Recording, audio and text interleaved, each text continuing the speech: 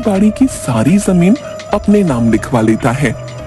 राजू अपनी माँ से कहता है, देखो माँ, भाई की तो अब मृत्यु हो चुकी है, भाभी तो जाकर खेतों में काम करेंगी नहीं, सो मुझे ही सब देखना पड़ेगा।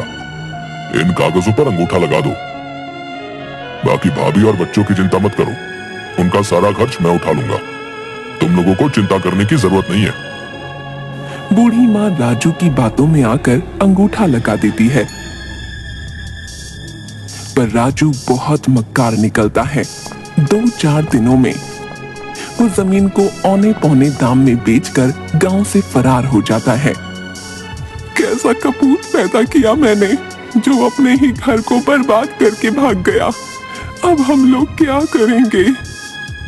गीता पर तो दुखों का पहाड़ टूट पड़ा। वो सोचने लगती है, मैंने तो आज तक कोई काम नहीं किया, कभी घर से बाहर नहीं निकली। मैं इन 2 छोटे बच्चों को और अपनी बूढ़ी सास का कैसे ख्याल रखूंगी? भगवान ने हमारे साथ बहुत अन्याय किया, घर का एकमात्र सहारा हमसे छीन लिया। कुछ दिन बीतने के बाद खाने पीने का जो थोड़ा बहुत सामान था वो सब खत्म हो गया। अब तो ना घर में राशन था और ना ही पैसे बचे थे। गीता अपनी सास से कहती है, माँ जी, जो भी पैसे जुड़े हुए थे वो सब खत्म हो गए हैं। कुछ दिन तो कट गए, पर अब आगे का कुछ सोचना पड़ेगा। आस पड़ोस के लोग कुछ दिन तो उन लोगों की मदद करते हैं, पर धीरे धीरे सब लोग उन्हें उनके हाल पर छोड़ देते हैं।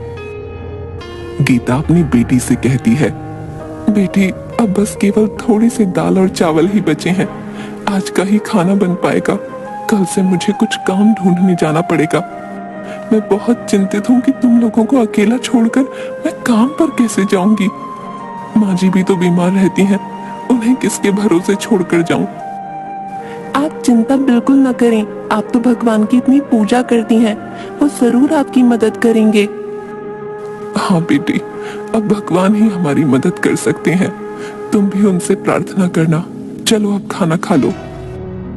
बच्चों और सास को खाना खिला लेने के बाद केवल थोड़ा सा ही खाना उसके लिए बचा। गीता जैसे ही खाना खाने के लिए बैठी तभी बाहर से आवाज आती है, क्या कोई घर पर है? इस भूखी बुढ़िया को भी खाना खिला दो। बूढ़ी अम्मा की आवाज सुनकर गीता तुरंत बाहर आती है और उन्हें बैठने के लिए कहती है।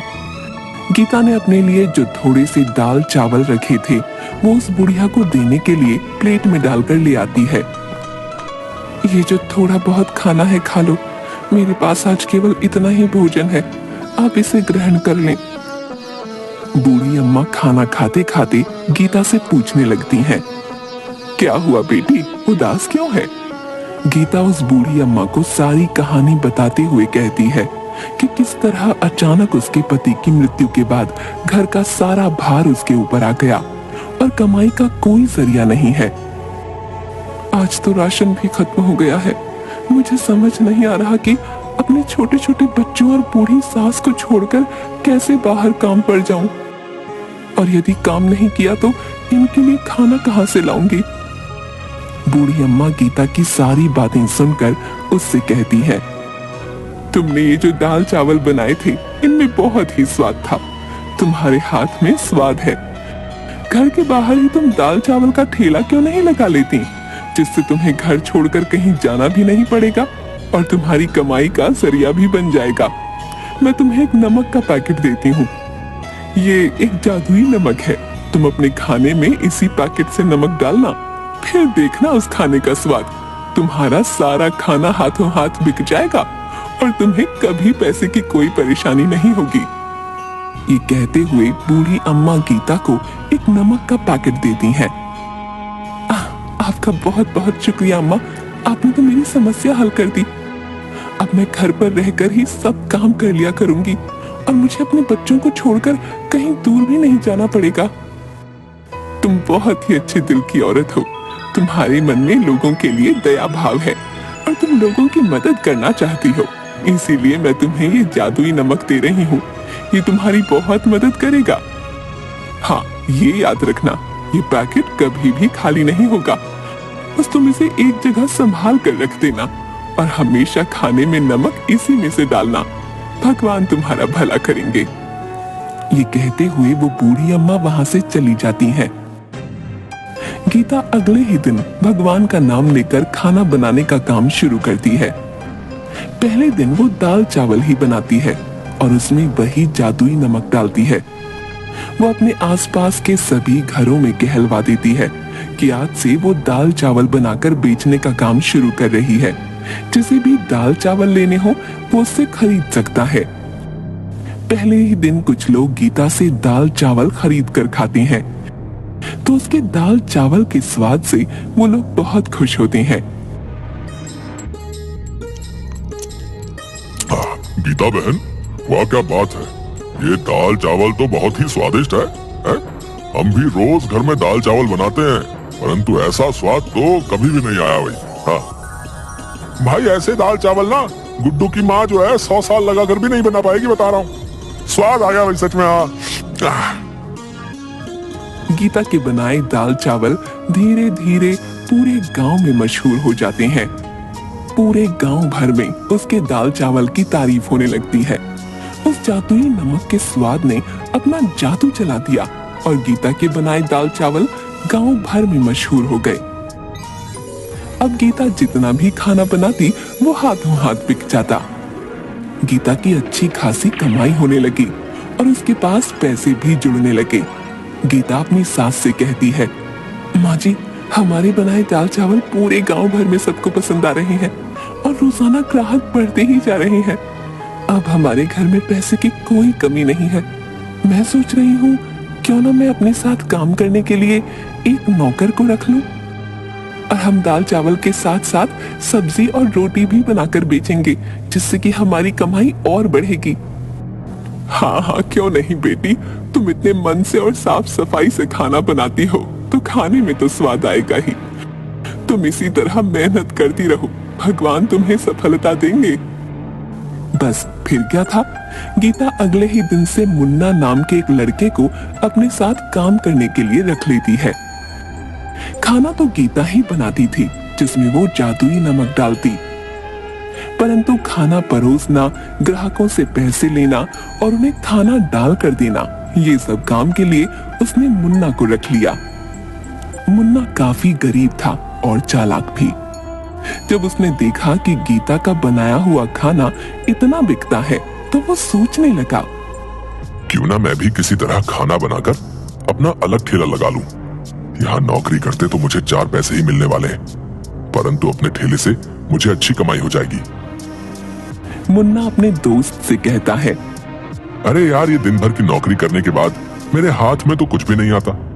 इतनी कम तनख्वाह में भी भला गुजारा होता है क्या? है? मैं सोच रहा हूँ जब गीता औरत होकर इतना कमा सकती है तो मैं क्यों नहीं, मैं भी अलग ठेला लगा लूंगा। जब इस काम में इतनी कमाई है तो मैं अलग से ठेला लगाकर ज्यादा मुनाफा क्यों ना कमाऊं भाई? है? कब तक उस गीता का नौकर बना रहूंगा? पर भाई, ठेला चलाने के लिए तुम्हें गीता जैसा स्वादिष्ट खाना भी तो बनाना होगा कि नहीं? है? अभी तुम कुछ दिन उसे देख देख कर उसके जैसा खाना बनाना सीख लो, तभी नौकरी छोड़ना। हाँ, ये तो तू बिल्कुल ठीक कह रहा है। उसके जैसा स्वादिष्ट खाना बनाऊंगा तभी तो मुनाफा होगा। मुन्ना सोचने लगता है, गीता खाने में ऐसा क्या डालती है जिससे उसके खाने का स्वाद इतना बढ़ जाता है? ये बात पता करनी पड़ेगी। यदि मेरा खाना गीता के खाने की तरह स्वाद बनेगा तभी तो बिकेगा। एक दिन छुपकर मुन्ना गीता को खाना बनाते हुए देखता है। वो बहुत ध्यान से देख रहा था कि गीता ने कोई खास मसाले नहीं डाले, बस एक डिब्बे में से नमक निकालकर खाने में डाला। मुन्ना सोच में पड़ जाता है, बस केवल नमक मिलाने से खाने में इतना अनोखा स्वाद कैसे आ जाता है? हो ना हो इसी नमक में कोई खास बात है। यदि मैं इसका नमक का पैकेट चुरा लूं तो मैं भी इससे जो खाना बनाऊंगा उसमें वैसा ही स्वाद आएगा जैसा कि गीता के खाने में आता है। बस फिर क्या था, मुन्ना लालच में आकर गीता का नमक चुरा लेता है और चुपचाप उसे अपने घर ले जाता है। गीता की बेटी ने मुन्ना को नमक चुराते हुए देख लिया था। वो सारी बात अपनी माँ को बता देती है। गीता ये सुनकर बहुत परेशान हो जाती है कि उसका नमक चोरी हो गया। अब उस जादुई नमक के बिना वो खाना कैसे बनाएगी? वो रोते रोते भगवान के आगे प्रार्थना करने लगती है। हे भगवान, मेरी मदद करो। वो बूढ़ी माँ जी जो मुझे नमक देकर गई थी, वो दुष्ट मुन्ना ने चोरी कर लिया। अब मैं क्या करूंगी? मेरी मदद करो भगवान। गीता जैसे ही रसोई घर में खाना बनाने जाती है, वो देखती है कि वैसा ही नमक का एक और पैकेट वहां पड़ा है।